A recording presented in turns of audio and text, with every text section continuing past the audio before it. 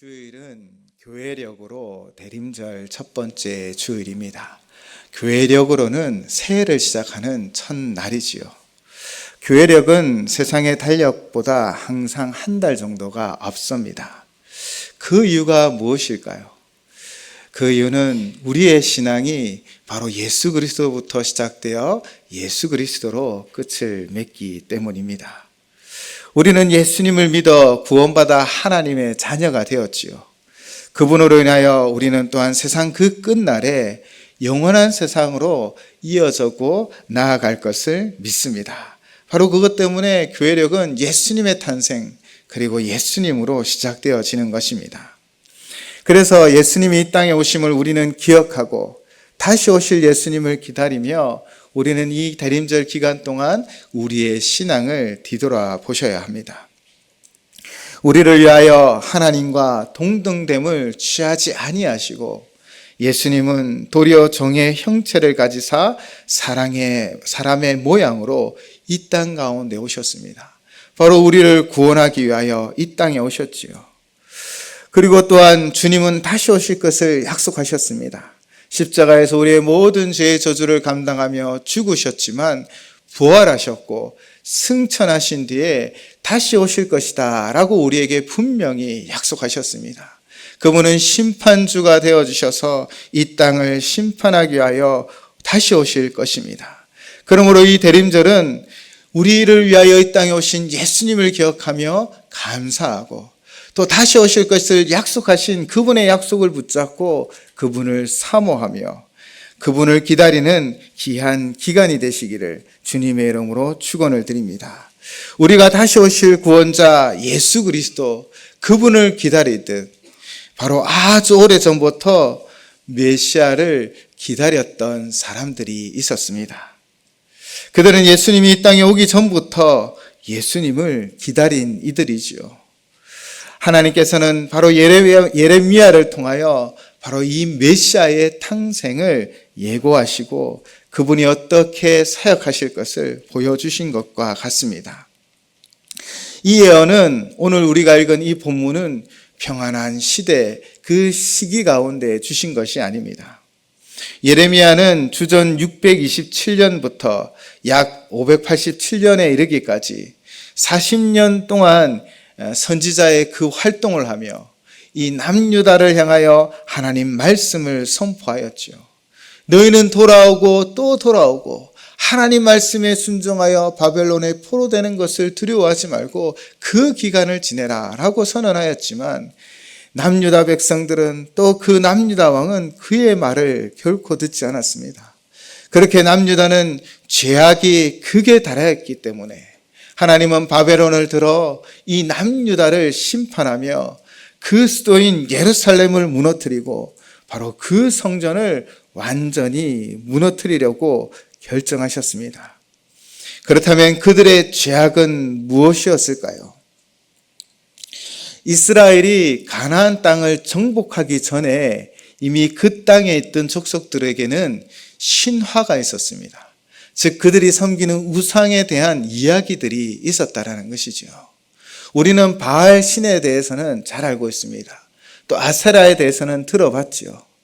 그런데 그들이 어떤 관계에 있었냐면 이 가나안 땅에 있었던 신화를 설명을 드리면 이 바알보다 더 뛰어난 그 신이 있었다고 합니다. 그 신의 이름은 엘이었는데 이 엘이라는 남신은 이 아세라라는 여신과 부부관계였다고 합니다. 그 부부관계에서 나온 신이 우상이 바로 바알이라는 것이지요. 이처럼 그들의 신화 속에는 남신도 있고 여신도 있습니다. 또한 그 가나안 땅의 가장 최고의 신의 자리에 있는 엘은 아세라라는 이 여신과 부부관계, 즉 남편이었다라는 것이지요.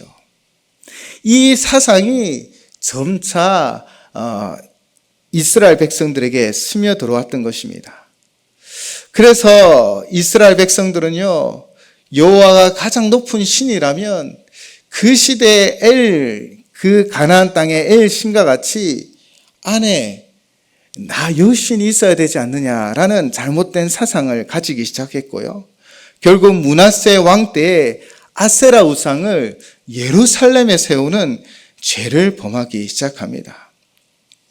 물론 그 후에 요시아 왕이 종교개혁을 통하여 이 우상들을 다 타파하였지만 또 그 요시아 다음 왕들은 더 악의 길을 걸어가며 므낫세 왕처럼 아세라 우상을 예루살렘 성전에 세우고 다른 우상들도 함께 예루살렘 성전에 세워 우상 숭배죄에 빠지기 시작했지요. 그런데 이것이 끝이 아니었습니다. 남유다 백성들의 타락은 또 그 왕의 죄악은요, 그 당시 이방 신들을 섬기는 그 섬김의 방식을 예루살렘 성전으로 가져온 것입니다. 그 당시 우상을 섬기는 신전에서는요, 어떤 행위가 일어났냐면 바로 성행위가 일어났던 것입니다. 자신들이 섬기는 우상을 기분 좋게 만들어야 복을 받는다라는 그 잘못된 사상이 그들에게 있었기 때문에 그들의 우상들의 신전 안에는요, 남창이 있었고 매춘의 일들이 있었다는 것입니다. 그런데 정말 너무나 안타깝게도 거룩한 하나님의 성전, 오직 유일하신 하나님만을 섬겨야 할 그 성전에 이런 일들이 일어나기 시작했다는 것입니다. 남유다 말미에는요, 왕들이 타락하고 우상을 섬기면서 거룩한 이 성전에 바로 남찬과 매춘의 이런 일들이 자행되어졌다는 것입니다. 하나님은 더 이상 이 성전을 거룩하다 하지 않으셨지요. 그래서 바로 남유다를 심판하며 예루살렘 성전을 완전히 무너뜨리기로 결정하셨다는 것입니다. 그 엄한 심판의 칼날이 점점 예루살렘을 향하고 있을 그때, 그래도 하나님은 그들을 포기하지 아니하시고 바로 예레미야를 보내셨던 것이지요.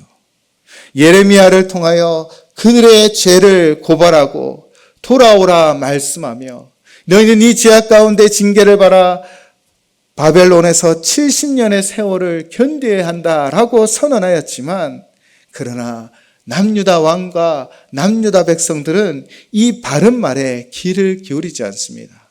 도리어 예레미야를 핍박하고 그를 감옥에 가두었지요.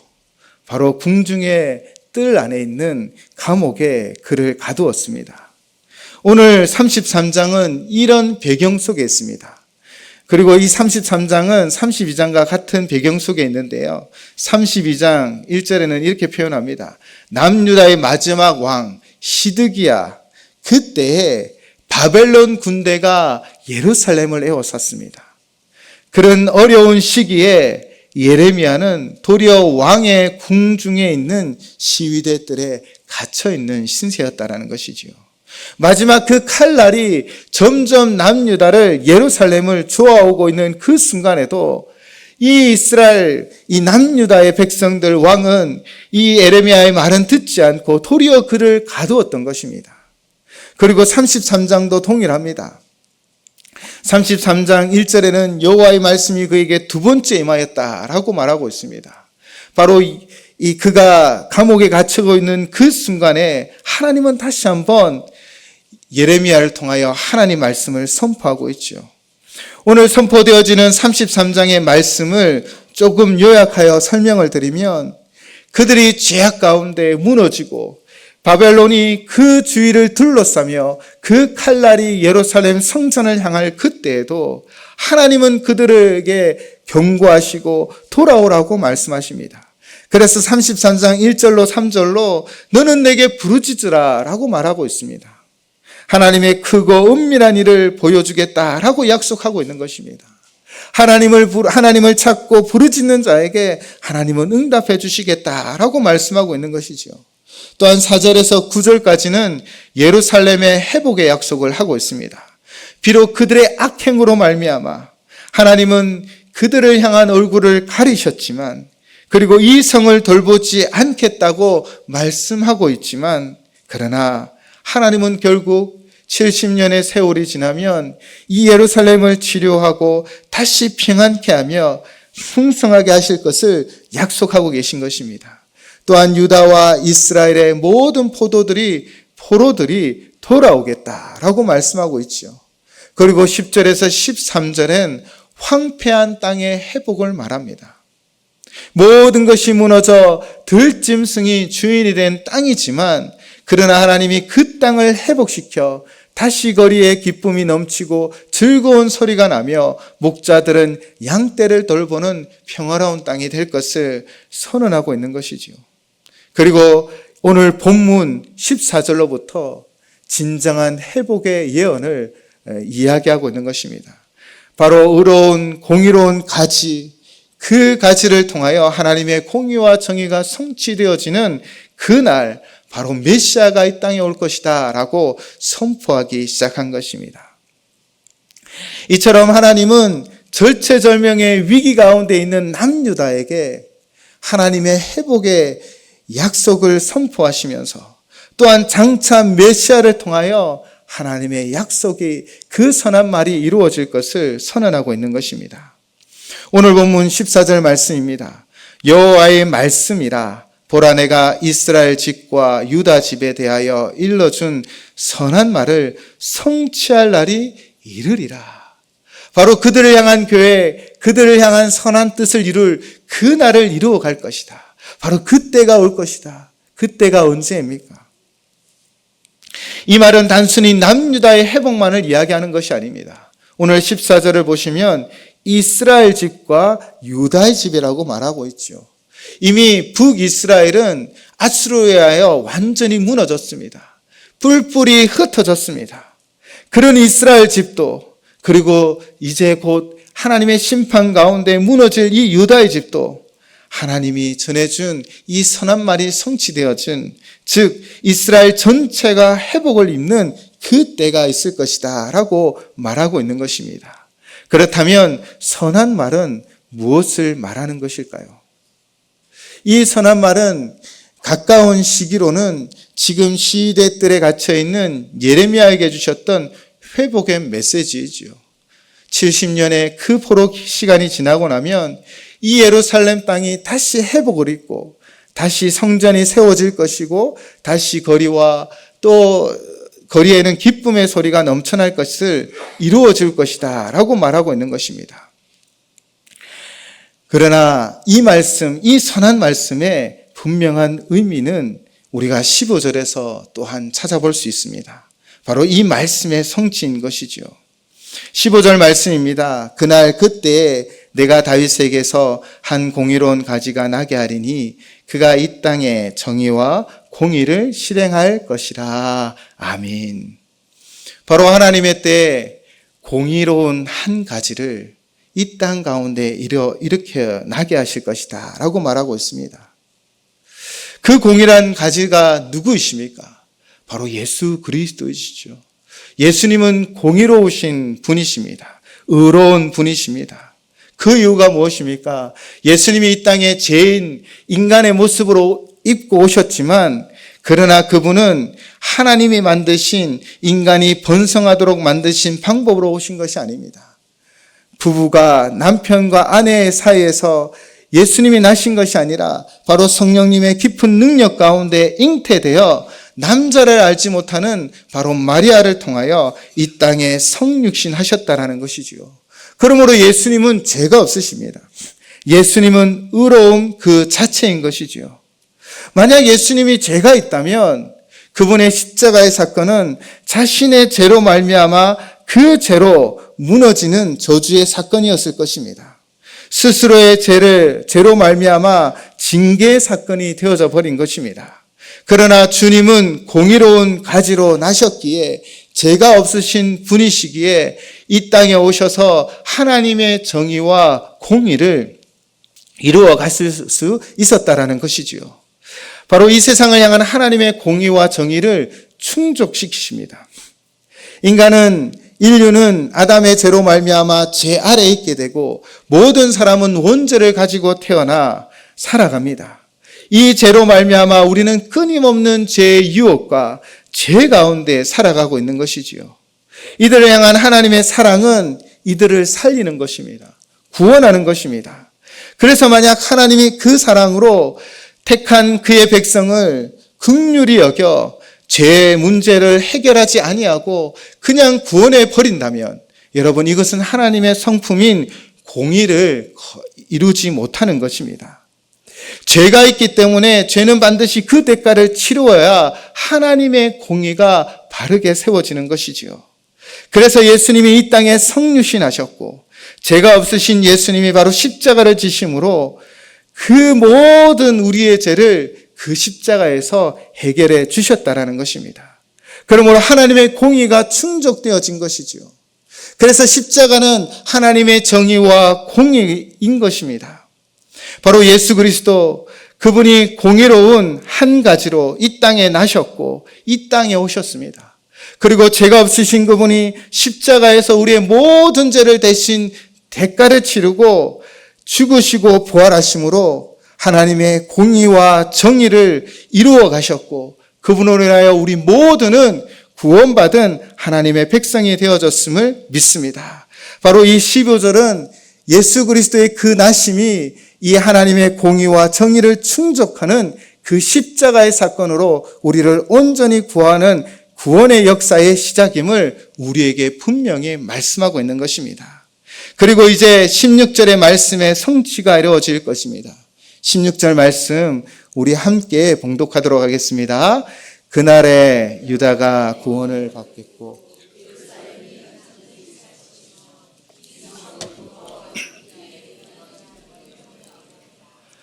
아멘. 그날에 유다가 구원을 받겠고 예루살렘이 안전히 살 것이며 이 성은 여호와가 우리의 의라는 이름을 얻으리라 라고 말하고 있습니다. 16절의 그날은 언제일까요? 물론 70년 후 회복이 있을 때 택함받은 유다 백성들이 포로 귀환을 하고 제2성전이 스룹바벨로 인하여 세워지기도 합니다. 그러나 이 날은 완전한 구원을 이야기하는 것입니다. 바로 다시 오겠다라고 약속하신 다시 오실 주님의 날, 그날에 유다인들, 하나님 앞에 택함받은 백성들, 바로 주 예수 그리스도를 믿는 우리 모두는 완전한 구원의 역사를 이루어갈 줄을 믿습니다. 주님 다시 오실 때 우리 모두는 영광스럽게 변화되어 주님을 맞이하게 되어질 것입니다. 또한 예루살렘은 무엇입니까? 하나님의 통치가 있는 곳입니다. 바로 하나님의 나라이지요. 주님이 오실 그날은 완전한 안전, 바로 예루살렘 하나님의 나라가 완전히 우리 가운데 임하여져서 우리를 온전케 하고 우리를 안전케 하며 영원한 안전한 거처가 되어질 줄을 믿습니다. 바로 그날에 이루어질 일이지요. 또한 그날에는요, 여호와는 우리의 의라는 이름을 얻게 되어집니다. 이 말씀을 새 번역에서는 이렇게 번역하였습니다. 주님은 우리의 구원이시다. 바로 주님 오실 그 마지막 날에 우리는 주님은 우리의 구원이심을 고백하며 찬양하며 나아가게 되어질 것입니다. 바로 주님이 다시 오시는 그날 택함받은 우리는 구원을 받고 주를 믿는 모든 자들은 예루살렘 영원한 그 나라에서 영생 복락을 누리게 되어질 것이고 우리는 오직 주님은 우리의 구원자이십니다 라고 고백하게 되어질 그날이 다가올 것을 믿습니다. 바로 이 대림절은 이처럼 이 땅에 오신 주님을 기억하고 감사하고 또한 다시 오실 주님을 기대하며 믿음으로 나아가는 날, 그 절기가 되셔야 합니다. 예수님은 하나님의 공의, 정의를 성취하셨습니다. 그렇게 십자가에 우리를 위하여 죽으셨고 또 다시 오실 것을 약속하셨습니다. 그때 우리는 완전한 평안을 누리며 주님과 영원히 살게 되어질 줄을 믿습니다. 바로 이 일을 이루기 위하여 예수 그리스도가 성육신하셔서 우리 가운데 나타나셨던 것입니다. 사랑하는 성도 여러분, 대림절은 우리를 위하여 이 땅에 오신 주님을 기억하며 진정으로 감사함으로 나아가고 또 우리에게 다시 오실 것을 약속하신 그 약속을 부여잡고 견디고 인내하며 그날을 맞이하는 그런 절기임을 우리에게 분명히 말씀하고 있습니다. 그런데 이 말은요, 즉 이 선한 말의 성취날은 주님의 탄생만을 이야기하는 것이 아닙니다. 또한 주님의 다시 오시는 날만을 말하고 있는 것이 아닙니다. 오늘을 살아가는 우리에게 주님은 지금도 찾아오십니다. 주님은 지금도 우리와 함께하여 주십니다. 주님이 삭개오를 찾아가셨습니다. 아마 삭개오에게 있어서 그날은 선한 말이 성취되어지는 때였을 것입니다. 삭개오는 어떤 삶을 살았습니까? 욕망을 쫓아가는 삶을 살았습니다. 자신이 세리장이 되고 가장 높은 곳에 올라가면 평안을 누리고 정말 잘 살 줄 알았습니다. 그런데 삭개오는 그 욕망의 최고점에 도달했지만 평안이 없었습니다. 그래서 삭개오는 예수님의 소식을 듣고 자기의 작은 키로부터 그를 볼 수 없어 나무 위에 올라가지요. 그때 예수님이 그를 만납니다. 그리고 삭개오에게 예수님이 무엇이라고 말씀하셨습니까? 내려오라. 이것은 단순히 높은 나무 위에서 내려오라는 음성이 아니라 너의 그 욕망의 자리, 최고의 자리에서 참 평안을 누릴 것이라고 생각했지만 평안을 누리지 못하고 방황하는 너의 삶의 그 욕망의 최고의 자리에서 나에게로 내려오라는 것입니다. 그렇게 삭개오를 만나셨고 그에게 참 평안을 부어주셨지요. 삭개오에게 있어서 그날은 바로 선한 말이 성취되어지는 그날이었습니다. 또한 세간에 앉아있던 세금 징수원인 레위 마태를 부르셨지요. 먹고 살기 위하여 그는 열심히 일했습니다. 그래서 그렇게 살다 보니 세금 징수원이 되었지요. 그러나 같은 민족 사람들은 로마의 앞잡이가 되어 이 우리의 피를 빨아먹는 자라라고 멸시하고 있습니다.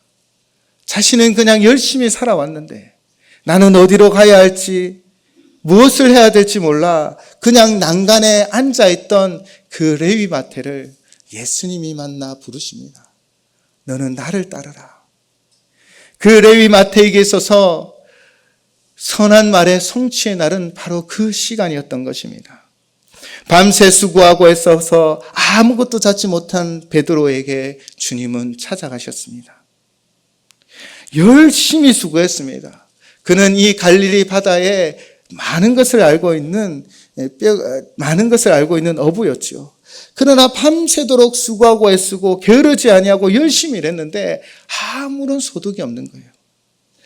그 밤이 새고 이제 모든 그물을 정리하며 포기하고 있는 그 순간에 바로 주님이 찾아오셨습니다. 그리고 주님이 말씀을 선포하신 뒤에 베드로에게 깊은 곳에 그물을 내리라 말씀하십니다. 베드로는 생각했죠. 이 맑은 날에는 그물을 내려도 고기를 잡을 수 없습니다. 그러나 그가 예수님 그 말씀에 순종하여 그물을 내립니다. 빌털털이 인생에 예수님의 말씀이 선포되어지고 예수님이 함께할 때 그는 풍성한 열매를 고기를 얻게 되어졌다는 것이지요. 사랑하는 성도 여러분, 대림절은 우리를 위하여 이 땅에 오신 예수님을 기억하고 감사하기도 하고 또 다시 오실 주님을 맞이하며 기다리는 날이기도 하지만 그러나 우리는 매일매일 우리의 삶의 현장 가운데 함께 하시는 주님, 우리의 연약한 인생을 인도하시는 주님, 어디로 가야 될지 몰라 헤매는 우리의 인생을 인도하시는 그 주님을 만나는 귀한 절기가 되셔야 합니다. 욕망을 위하여 살아갔던 우리의 인생 가운데 그러나 그곳에 평화를 찾지 못하는 우리의 인생 가운데 주님이 오셔서 진정한 평화를 주십니다. 그냥 열심히 살아갔지만 어디로 가야 될지 몰라 길을 잃어버린 우리에게 주님이 찾아오셨습니다. 아무리 노력하고 애썼지만 아무리 소득 없는 그런 빌턴터리 같은 인생 가운데 주님이 찾아오셔서 우리와 함께 하여 주실 줄을 믿습니다. 오늘 이 찬양의 고백을 하나님께 올려드리려고 합니다. 주님 나를 부르시니 두려움 없이 배에서 나아가리라.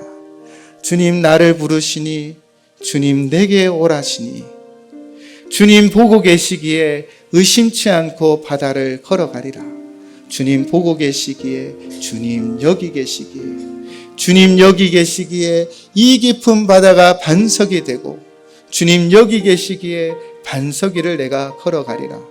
주님 여기 계시기에 저 거친 파도가 반석이 되고 주님 여기 계시기에 반석 위를 내가 걷습니다. 주님이 여러분의 삶 가운데 함께 하십니다. 주님이 여러분의 삶 가운데 욕망을 쫓아가다 지친 우리의 삶 가운데 어디로 가야 될지 몰라 헤매는 삶 가운데 그냥 열심히 살아왔는데 빈털터리가 되어져 버린 우리의 삶 가운데 주님이 오늘도 여기 계셔서 우리를 일으켜 세우실 것이고 우리를 인도하여 주실 줄을 믿습니다. 우리 이 찬양의 고백으로 하나님 앞에 나아가기를